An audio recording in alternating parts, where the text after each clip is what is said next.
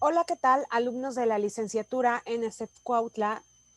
El día de hoy vamos a trabajar dos temáticas, ¿ok? La primera habla acerca de la pluralidad metodológica y la segunda como tal habla ya sobre aspectos que tienen que ver con el estudio social del deporte. Entonces, para ello, pues me voy a permitir empezar a compartir pantalla para poder explicarles cómo va esta idea que les quiero empezar a compartir y a trabajar.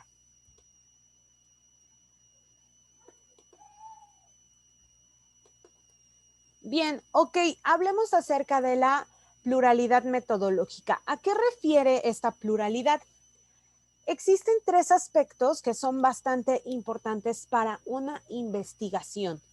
En las preguntas de investigación, nosotros siempre nos vamos a tener que responder el qué, cómo, para qué y ver si nuestro trabajo tiene una viabilidad. Es decir, si sí me puede dar el resultado que yo necesito obtener. Esto por lo regular lo empezamos a trabajar cuando empezamos a hacer ya nuestras tesis. Por ejemplo, en metodología de la investigación ustedes van a tener que ver todos estos aspectos. ¿Ok? Se dice que una investigación es cualitativa, cuantitativa, ¿ok? La cualitativa es la distinta manera en cómo yo lo puedo medir, ¿ok? Pero sin una necesidad de graficar o de enumerar, mientras que la cuantitativa sí lo pide de esa manera. Y se dice también que puede ser por una intuición y una experiencia, que esto habla acerca del empirismo, pero bueno, o del conocimiento empírico. Y habría que preguntarnos qué tan bueno puede ser este tipo de investigación, aunque yo en lo personal lo pondría en mucha duda, ¿no? Siempre que realizamos una investigación tenemos que saber el cómo, el por qué, el para qué y sobre todo el de dónde, ¿ok? Bien, hablemos un poco de los orígenes de la investigación social. Se dice que la sociología positiva se da a partir del siglo XIX. Hubo algunos autores que ya hemos trabajado anteriormente y se habla del empirismo como tal.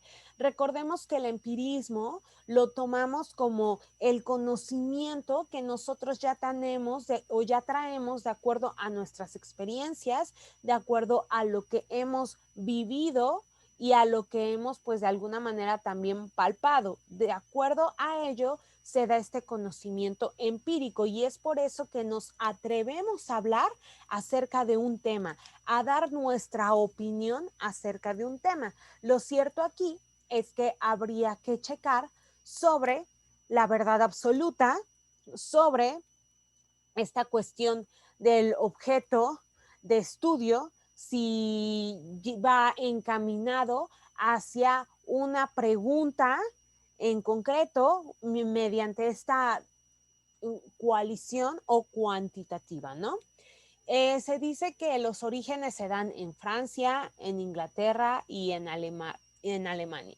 Y hablamos acerca de un reformismo social. Y bueno, lo pongo en paréntesis, en signos de interrogación, perdón, porque nos preguntamos entonces, ¿a qué refiere el reformismo social? Y pues bueno, esto se va dando poco a poco, diría Durkheim, respecto a un tipo de ideología social o política que generalmente apunta a realizar diferentes cambios que van graduales a fin de mejorar un sistema, un proyecto o, en este caso, pues bueno, una sociedad.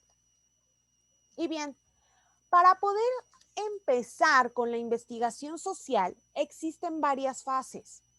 La primera se habla acerca de una selección y delimitación de un tema, ¿ok? Es decir, qué es lo que yo observo, qué es lo que yo creo que encuentro en ciertos problemas, ¿ok? Y a partir de ahí, de que yo ya seleccioné y delimité mi tema, voy a empezar a realizar un planteamiento del problema. ¿Qué problema encuentro yo? Tal vez en mi escuela, tal vez en mi casa, tal vez en mi colonia, tal vez en mi comunidad. Y a partir de ahí, entonces poder saber cuáles son los antecedentes de esa problemática. Y bien, a partir de saber mi planteamiento del problema y de saber cuáles fueron estos antecedentes, voy a buscar una justificación del por qué la elección de ese tema, una hipótesis que por lo regular la trabajamos de manera infinitiva, y cuáles son mis posibles variables ante esta problemática, ¿ok? Recordemos que la investigación siempre se va a enfocar a la resolución del problema y al final no es que esté bien o esté mal nuestra investigación, ¿ok? Sino el proceso en cómo lo vamos a llevar a cabo sí tiene mucho que ver, pero ojo aquí, si tu investigación fue positiva, está perfecto, pero si tu investigación fue negativa, también es perfecto y es válido dar una investigación a un punto negativo. Ok, ¿por qué? Porque bueno, con mis objetivos, con mi diseño metodológico, tengo que al finalizar todas estas fases, poder valorar, discernir y saber ahora sí el por qué mi resultado no fue el que yo necesitaba. Y a partir de ahí poder generar ya otra otro planteamiento del problema y otros antecedentes, ¿ok? Entonces no es que si mi investigación salga negativa, no me funcione, sino todo lo contrario. Puede ser un parámetro para las demás personas que vienen a estudiar a lo mejor la misma temática o parte de la misma temática hacia ellos. Y obviamente cualquier tipo de investigación se queda como un referente para las demás personas que vienen a investigar o a mejorar este método que nosotros queremos. Hablamos también de unos objetivos que debemos de tener bien planteados. Se hablaba de un objetivo específico con objetivos que a lo mejor no son específicos, ¿ok? Hablamos de un diseño metodológico, es decir, de la manera en cómo yo voy a trabajar este planteamiento del problema, ¿no? Y obviamente durante toda la investigación vamos a tener que trabajar con una población muestra. ¿Y qué es mi población muestra? Mi población muestra es aquel tipo de población, de personas, de alumnos que voy a tomar y que voy a empezar a trabajar mi hipótesis, mi variable, mis objetivos, mi diseño metodológico, mientras que el resto de mi población no le voy a hacer absolutamente nada y voy a dejarlos como siempre los he dejado. ¿Y por qué? Porque con base a ello, bueno, vamos a poder tener ahora sí una recolección de datos que me permita procesar esos datos y tener unos resultados para poder dar así una conclusión como tal. Espero que hasta aquí no tengamos ninguna duda con esta fase de la investigación. Esto como tal lo van a ver ustedes en la materia de metodología de la investigación, pero es bastante importante que empiecen a ver, a saber, a conocer de dónde empieza a salir esta investigación social. Como ya lo sabemos, la sociedad debe de estar siempre, va a estar en constante cambio. Y quienes trabajamos hacia un ámbito social, pues bueno, debemos de estar preparados para siempre estar estudiando, para siempre estar investigando a la sociedad, porque siempre nuestra sociedad será cambiante. Y bien, a partir de aquí vamos a empezar a trabajar el tema 4, que habla acerca del estudio social del deporte. Y bueno, ¿a qué refiere esta temática?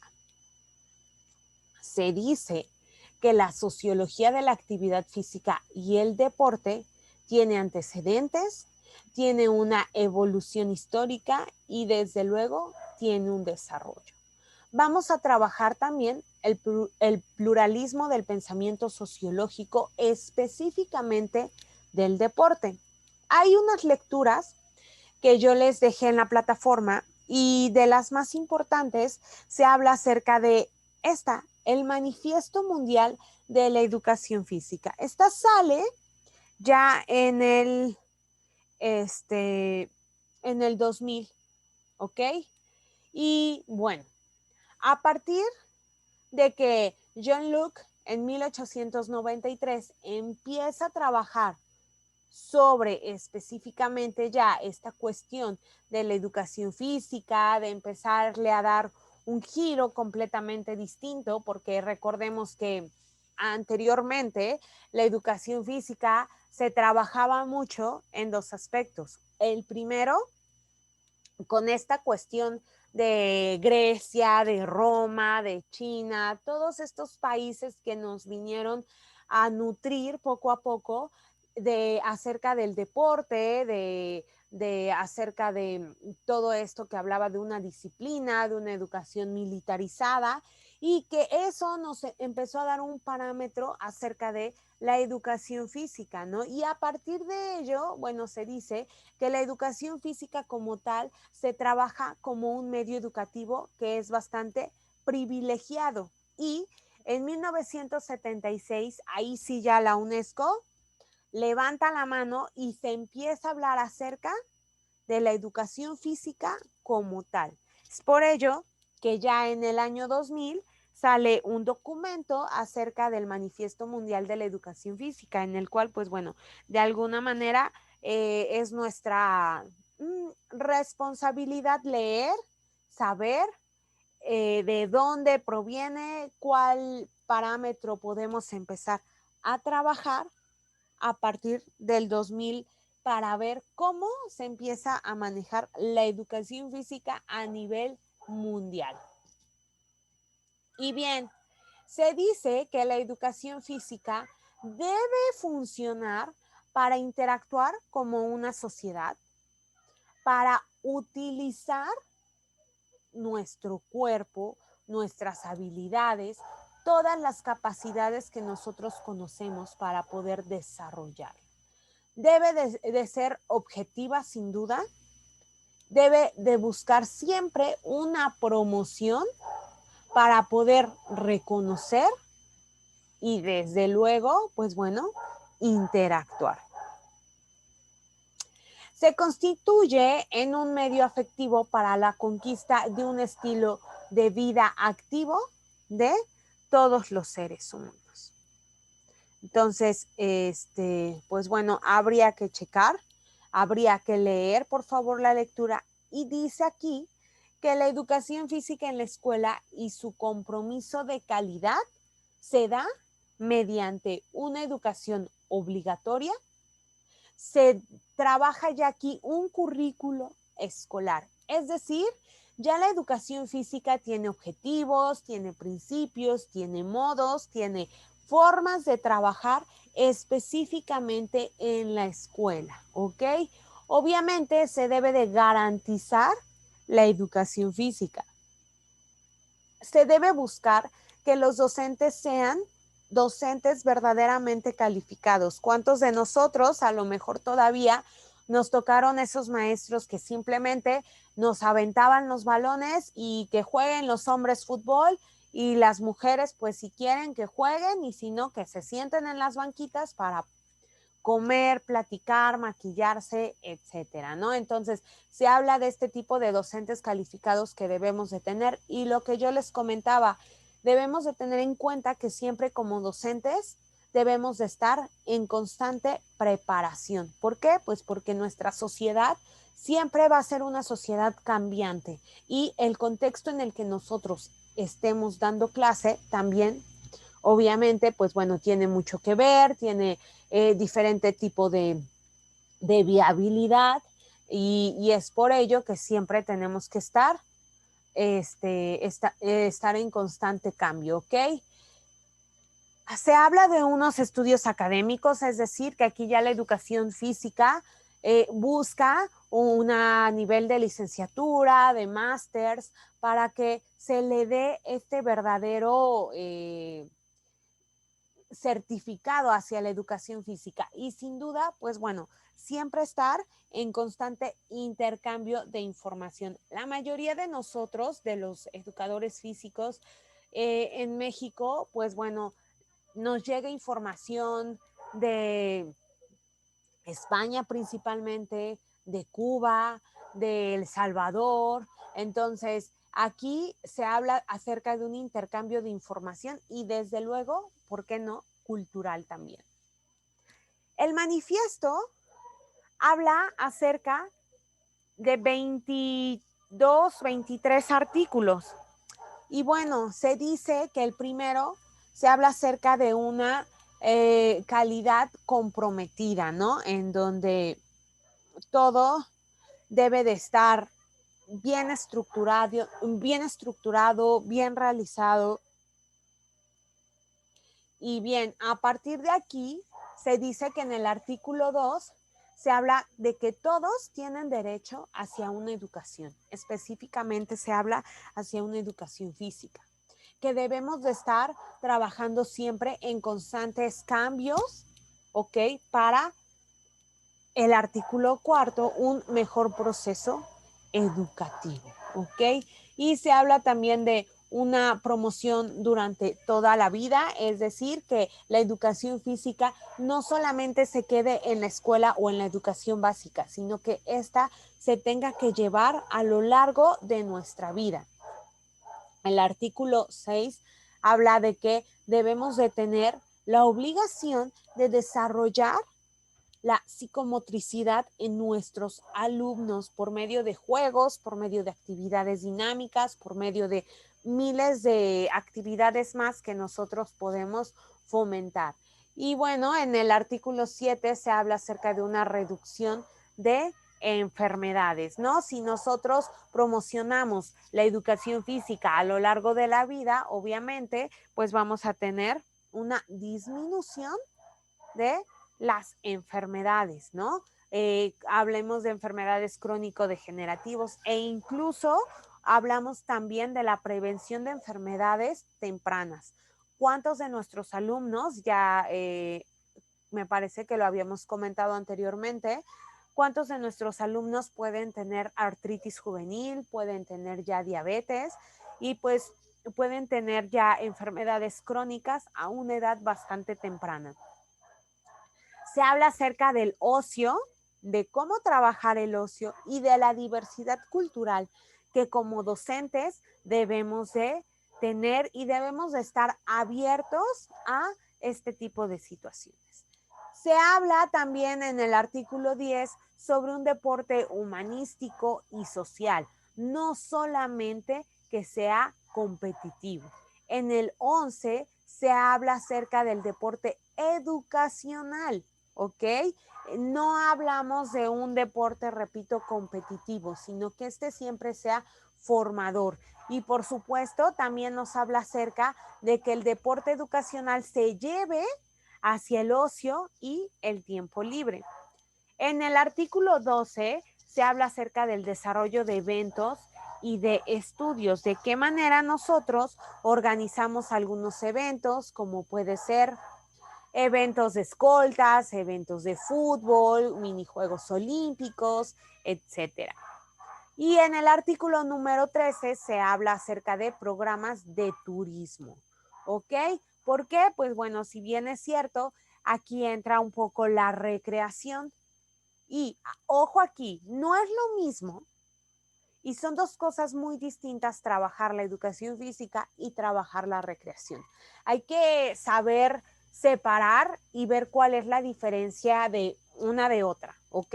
No es lo mismo si podemos nosotros como educadores físicos trabajar la recreación, pero no podemos llevarla hacia este ámbito ligado al 100% de la educación física, ¿ok? Entonces, cada una tiene sus características principales. Y bien, En el artículo número 14 hablamos acerca de la formación profesional, ¿no? Es decir, que siempre debemos de estar trabajando en en constantes diplomados, que debemos de capacitarnos bien.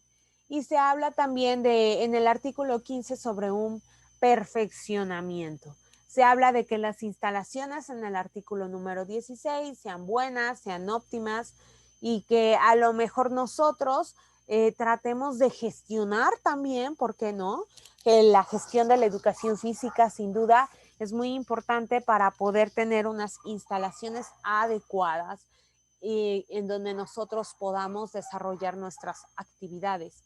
En el artículo número 17 habla acerca de las personas con necesidades educativas especiales. Es decir, pues recordemos que debemos de ser inclusivos y que debemos de estar preparados para poder trabajar con alumnos, ¿ok? O incluso también con padres de familia con necesidades educativas especiales. Se habla acerca de la lucha contra la discriminación, de los profesionales que son responsables, del país, de los países desarrollados contribuyen a países subdesarrollados, es decir, se forma una cadena en la cual se lleva información, se dan trabajos, se dan ciertas tipos de simposios, de tipos de conferencias para poder trabajar con países que apenas están en subdesarrollándose, ¿no? Por ejemplo, hablamos que en otros países la educación física pues ya tiene de alguna manera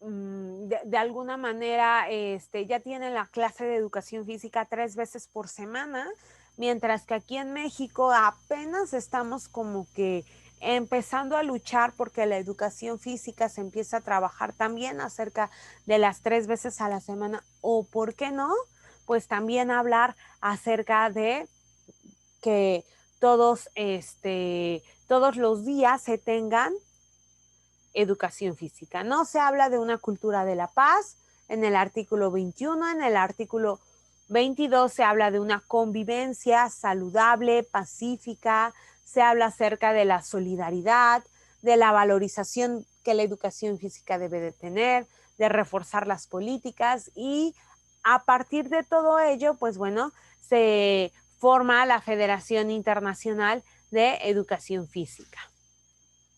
Y bien, hablando de la sociología del deporte, se habla de un pluralismo sociológico. Un pluralismo es un mucho, es un todo y pues bueno, empezamos a trabajar acerca de este pluralismo con todas esas ramificaciones que puede tener el aspecto deportivo, ¿no? Es decir, por ejemplo, conociendo la historia del fútbol, la historia del básquetbol, la historia del voleibol, la historia del hockey sobre hielo. Ahí se empieza a construir como tal este pluralismo sociológico. Se dice que la historia de la sociología del deporte empieza a partir de estos siglos y se empieza a trabajar por 3 periodos o 3 etapas, ¿no?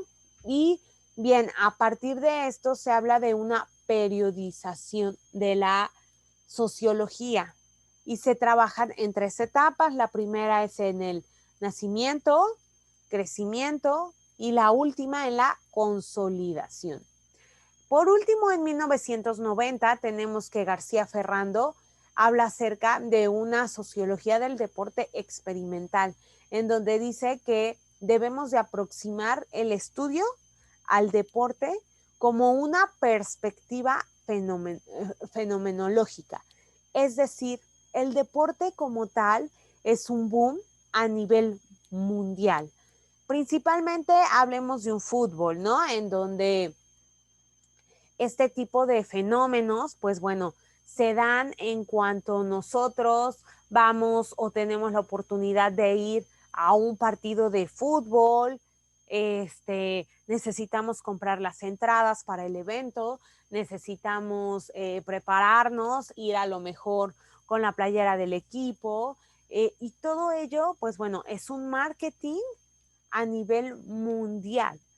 Entonces, se habla acerca de eso, que el deporte como tal es un fenómeno imparable. Y hablemos también, por ejemplo, de los Juegos Olímpicos. Es una cantidad extravagante de dinero que se gasta para poder invertir en instalaciones hacia la realización de los Juegos Olímpicos cada 4 años. Y que cuando la gente, los turistas van a observar, a ver Juegos Olímpicos, pues bueno, sin duda, esta perspectiva fenomenológica es wow, o sea, exagerada, porque existe una gran cantidad de derrama de dinero hacia la sociología del deporte. A esto va toda esta cuestión de la sociología del deporte, ¿no? A esto va encaminada.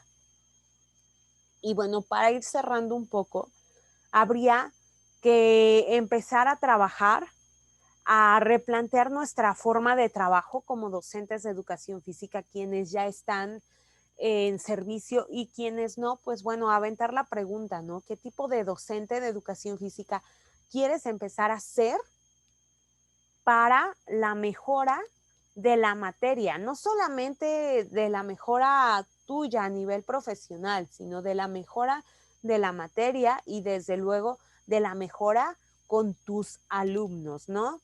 Y a partir de aquí, pues bueno, empezar a crear canales de comunicación que te permitan tener mayor información y, ¿por qué no?, dar información que tú conoces.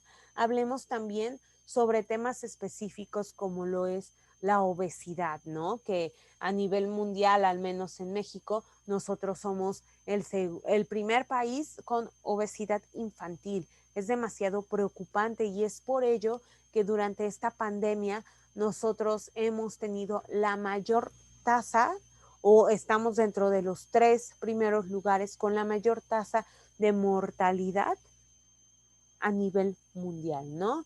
Y desde luego, pues bueno, la obesidad y con los adultos mayores repercute mucho por cualquier tipo de enfermedad crónica que pues pudiesen tener o desarrollar, ¿ok? Y bueno, ¿qué temas más pueden ser? ¿Qué temáticas más podría yo trabajar con este tipo de subtemas?